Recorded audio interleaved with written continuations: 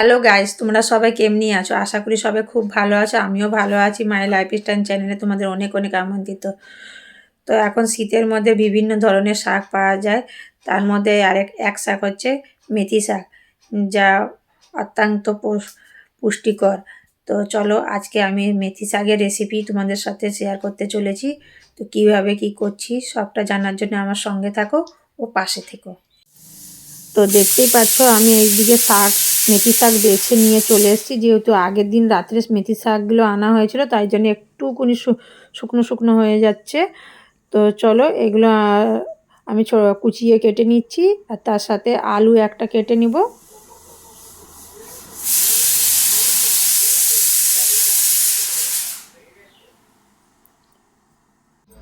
তো এইদিকে মেথির শাক আমি কুচিয়ে কেটে নিয়েছি, আর এদিকে একটা আলু এই ছোট ছোট করে কেটে নিয়েছি, একদম ছোট ছোট করে।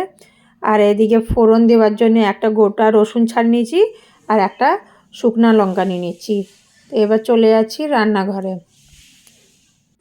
তো রান্নাঘরে এদিকে আমি গ্যাসে কড়াই বসিয়ে তাতে সর্ষের তেল দিয়ে দিয়েছি, আর আমি কড়াইতে তেল গরম হয়ে যাওয়ার পরে এতে আমি থেতো করা রসুন আর শুকনো লঙ্কা ভেঙে দিয়ে দিচ্ছি। রসুনটা 1 মিনিট ভাজার পরে এতে আমি দিয়ে দেবো কেটে রাখা আলু।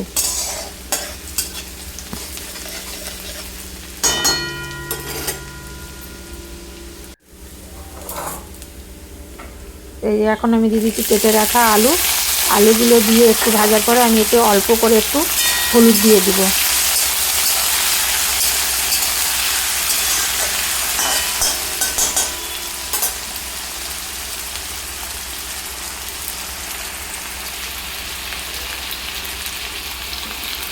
এক টেবিল স্পুন হলুদ গুঁড়ো দিয়ে দিচ্ছি।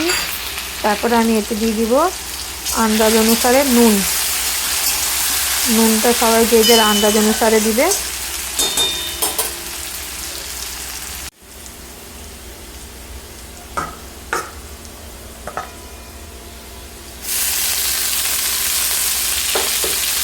তারপরে দিয়ে দিলাম এখানে আমি কেটে রাখা মেথি শাক।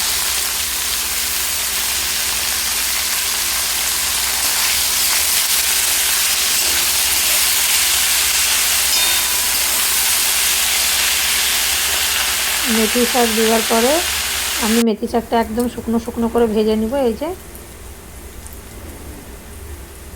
যাতে একদম একটুও জল না থাকে।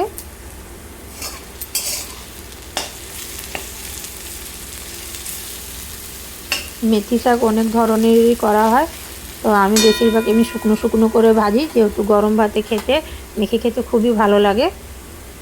তো আমার মেথি শাক ভাজা কমপ্লিট, আর মেথি শাকটা কীভাবে তৈরি করলাম পুরোটাই তোমাদের সাথে শেয়ার করলাম।